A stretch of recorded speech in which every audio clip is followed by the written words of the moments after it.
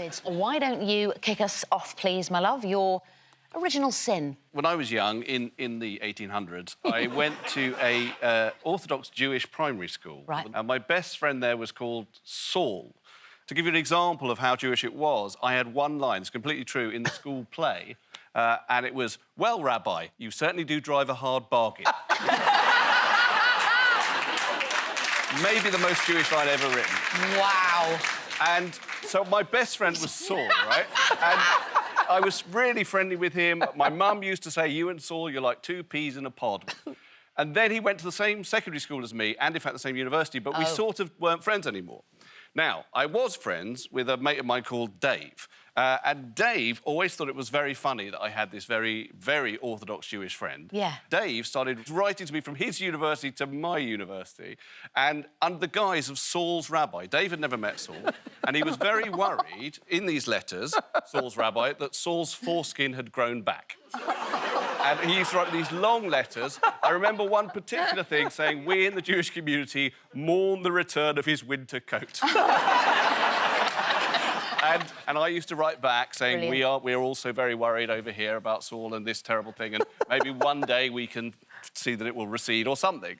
Anyway, then, one day, I was in my halls of residence, and there was a knock on the door, and it was Saul. And I hadn't seen him for years, and he was having a crisis, quite a big spiritual crisis. I actually think he'd slept with a non-Jew. I think that was his crisis. And he was really worried about that. And he'd come to speak to his old Jewish friend to get through this. So I sat him down, and we talked. It was all very serious. And I noticed him looking over to my desk, which was over there. And I hadn't realised that one of Dave's letters was on the desk, and his name was quite large in this big... And he'd seen his name. And he said, "There's my name over there. What? There's got a letter with my name on it." I said, no. He said, "Yes, sir." And he went over and he read it. No. And he read it. And he just said, "Why?" And he just left, confused and without any help for his crisis, and possibly with his foreskin grown back. I knew about this story already. Much like Saul, I had a tip-off. Now, thank you. Johnny, let's start off with you. I was one of 4 siblings, but I was a beast. So when I ran the bath and got in, I never quite got it right, so the water would come over the edge. So one night I got in the bath, the water went over, I'm trying to mop the water up, a panel came open, and I found a mucky book belonging to one of my brothers. The mucky book contained naked women, it wasn't right, but the readers' wives were given strong representation. The readers' wives? Yes. The readers' wives, Claire. There was one, Jean from Hants, and I like a backstory. And the fact she was dressed as a policewoman, in my head, she'd caught me committing a crime. Had she disciplined you? It was the only way I could get aroused. Oh, God. No, it was... OK. No, it wasn't discipline like that. What she said was, "You can work off your punishment with me now." Saddest thing is, this is a genuine fantasy. And I knew she wasn't real police, it was PVC. Oh. It was a very shoddy uniform. I don't know how you're going to improve policing with anything crotchless. It just doesn't help. How many times were you visiting Jean? A lot. OK. We had a good thing. I was like a regular offender. Yeah. It didn't feel like masturbating anymore. It felt like I was a snitch.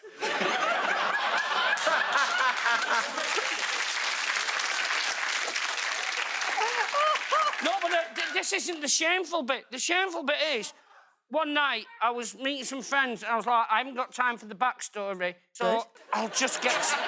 No, I'll just... Good for the show. Carry on. Yep. Get started. I'll get started. Yep. Stop my hands doing that. So I was already most of the way there, and I took Jean out just to go away. And as I pulled it out, my dad had obviously discovered it, and he'd swapped it for a Catholic newsletter.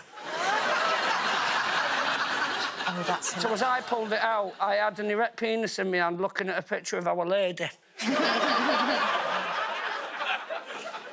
Came downstairs, what did my dad do? Good bath. I went, yeah, I went, good, because you know what they say? Cleanliness is next to godliness, and I thought, you know. Johnny's taken us to a place we weren't prepared for. I know. I have to say, to your credit, you respected her. You loved her, actually. He did, You loved yeah. Jean from Hanson. Yes. And that is fine. You don't remember the tumble dryer, the Saturn, unless you love him. And it was an Indesit 500. Pole is at full extension here. Oh, no. Hi, Mother. Why is it everyone I know is on this show? That's my daughter. Oh, Beatty, what's your confession? I my mum's in the back of the car. I don't know what she's talking about. I honoured my mum's memory in the back. That's lovely. Was it that, Beatty? It wasn't that. I found my mum's porn books in the back of the car. Harry! Was it that, Beatty? Yeah. You're really dating yourself with porn books, Harry. Beatty, come on, please, tell us. I wrote my mum's ab-fab script in the back of the car. Did you write ab-fab? Yeah, it was actually me.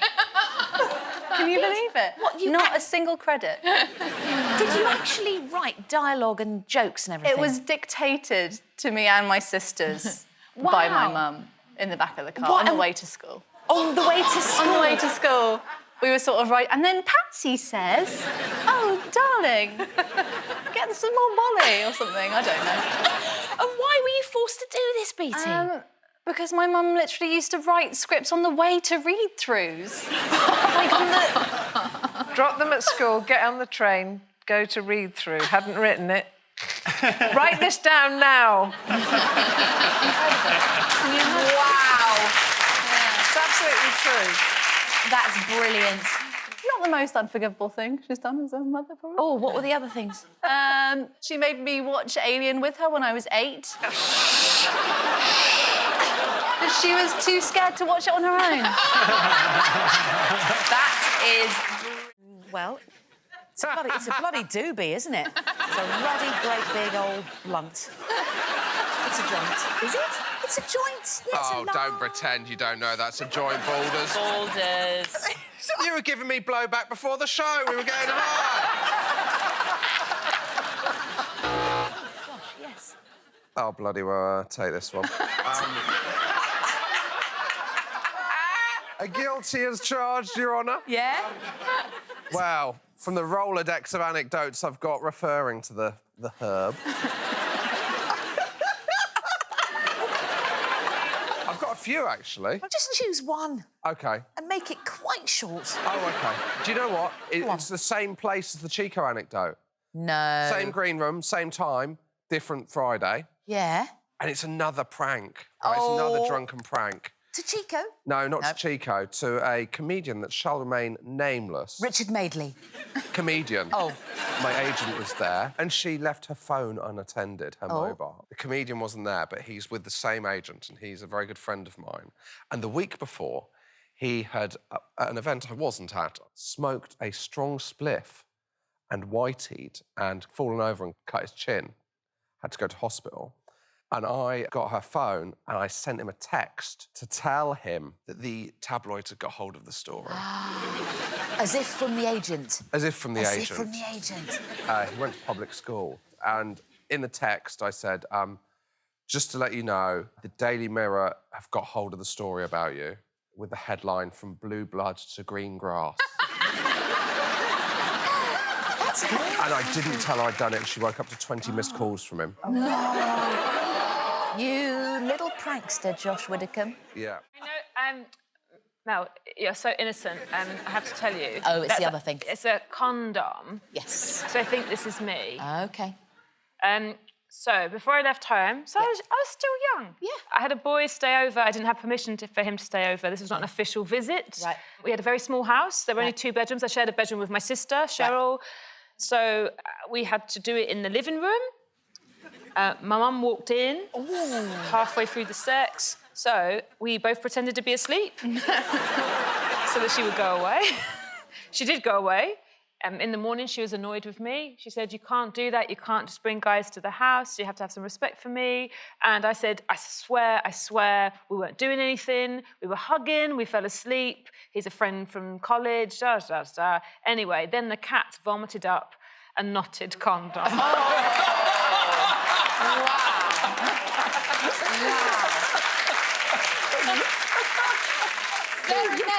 With incredible timing. Like, he was her sidekick. Like, oh, really?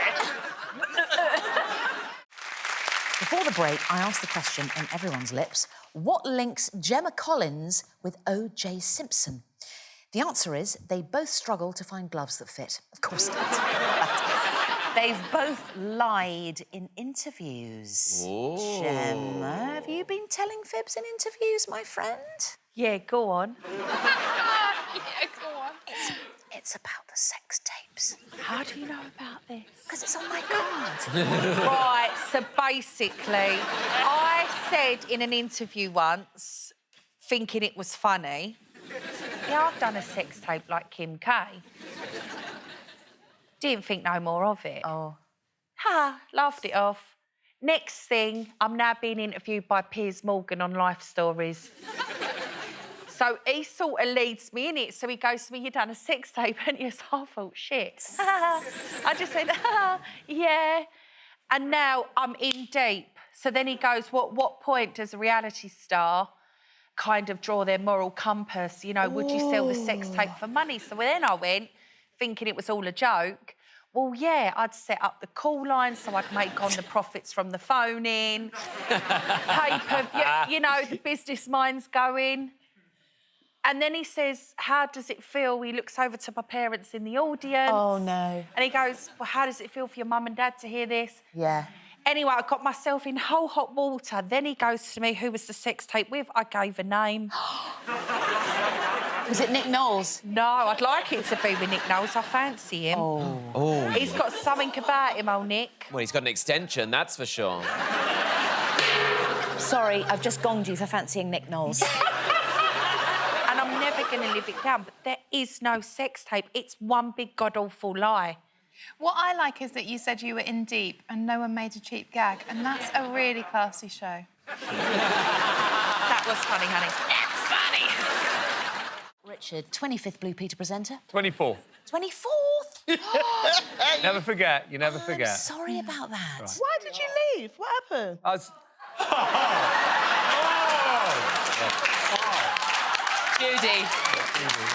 Judy. So great. Richard, if you could just explain to it was a punctuality... Richard and Judy, everyone. I got fired for punctuality. Because if you take a lot of coke, you're always late for things. So, Do you remember Fred and Frida, the tortoises on Blue Peter? Yeah. Big white lines. What, he gave them coke? I didn't give any tortoises coke, right? So I got fired for taking drugs. I'm so sorry. But he shouldn't have done it live on the show. No. They would shout, that's a rap, and I'd shout, where?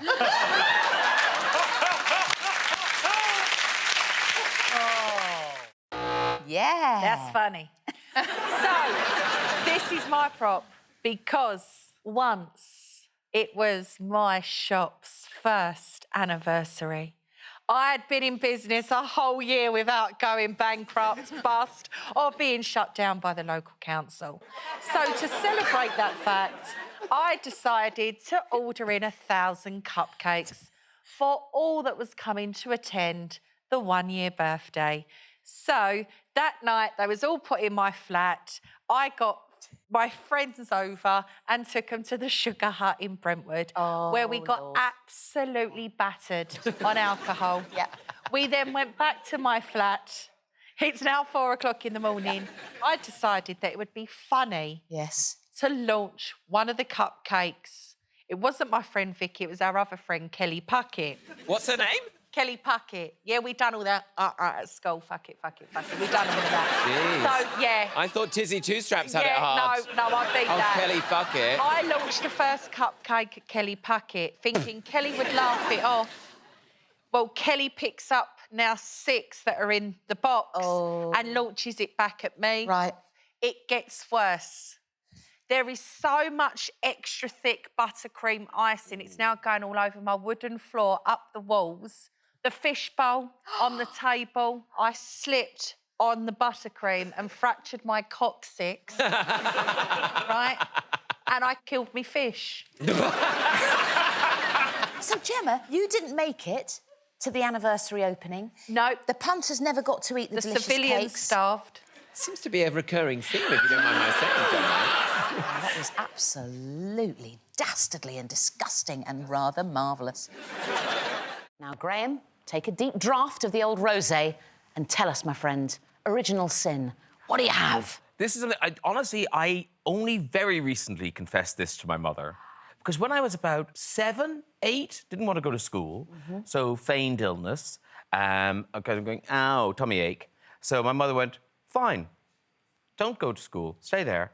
We'll go to the doctor. Oh. And I'm thinking, oh, shit. She'd already done this to my sister. Doctor said, don't waste my time with this stupid child. A big row. So we go to the doctor, and he's, examining me, and I'm going, ow. And he goes, you need to sit in the waiting room. Sit in the waiting room. So I'm sitting in the room and think, this is awful. He's in there now telling my mother there's nothing wrong with me. I'm going to get in such trouble. Come back in. You've got something called appendicitis. And so next week you'll be going into hospital to have your appendix out. Oh. So now I'm thinking, I'm really fucked because either I have an operation that I don't need, or I tell this doctor that there's nothing wrong with me, and then I've got 2 very angry adults in the room. So had the operation. Wow. Yeah. You were prepared to have one of your internal organs removed just for the sake of that lie. You've got to commit, I always feel. And that's the mistake a lot of children make. They don't commit to their lives. And also, I was keeping people employed. That job creator. Yeah, the NHS, they're not busy enough. Ed Gamble, please tell us your original sin. Now, this is a big one for me because... do it. Do it. A lot of the people involved don't know that I was the person who did the wrong. Oh, I love it. After some exams one year, me and a bunch of my school friends, about 30 of us, went on a trip to stay in a house in Wales. You had 30 friends? I had 30 friends.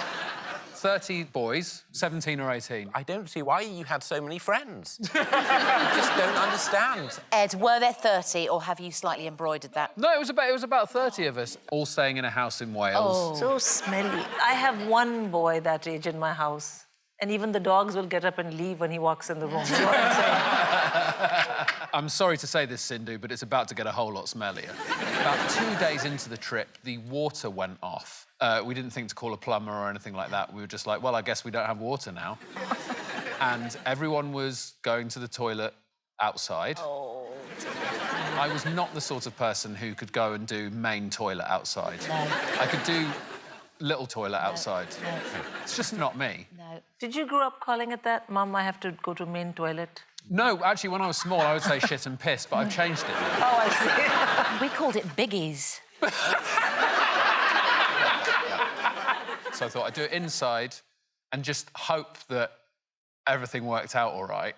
Now, there was only one toilet in the place, and it was already quite sort of built up. With no, there weren't biggies in there, but there was a lot of paper and it was, sodden. Yes. So I thought, what I'll do, this is the middle of the night, I'll just do it quickly and then forget it, and it'll probably be fine. Like maybe an elf will come and take it away or something. And the next morning, one of my friends found it and was absolutely disgusted by it. And it takes a lot to be disgusted in a group of 30 boys where people have been shitting outdoors. Yes. And I just denied all knowledge of it. To this day, the rumour of the phantom poo has spread through our year for years. Even now, people talk about who did that giant turd in Wales. Phantom of the Plopera.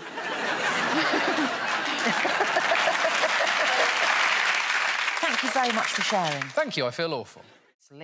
Oh, hello, Jimmy. OK, so I don't have the weirdest laugh in my house. My mum had a much weirder laugh, so she had a narcoleptic laugh. Narcolepsy is a sleep disorder. Yeah. So she would fully lose muscular control when she laughs. So if she laughed, she would properly go. And so, I mean, paging Dr. Freud, I think it's why I'm a comedian, because I was very incentivized to make her laugh when I was a kid. Yeah, of course. Because if she walked in with a tray of teas, if you could say shit funny enough, fucking bastards, fuck yous, and she'd be gone. It'd be everywhere. So we used to do a thing when she was driving of like fucking with her and like telling funny stories, and she would like. That is mean. Your poor mum. She would have been on this show, but the fee was not right. Also, we would have needed Derek Acora. Is it just me that thinks it's weird? Derek Acora's been dead like 18 months. We've not heard a word from him. Is he dead? I didn't even know he died. Is he dead? What a way to fucking hear. Actually, all that reminds me of another restaurant apology that you owe Graham Norton. I'm just going to go over into the booth myself, actually. Excuse me. The next voice you hear will be of an actor, so that you don't know that it's me. Do you remember arranging to meet a certain Melanie Philomena Giedroyc for lunch? So how do I start? So basically, Basically,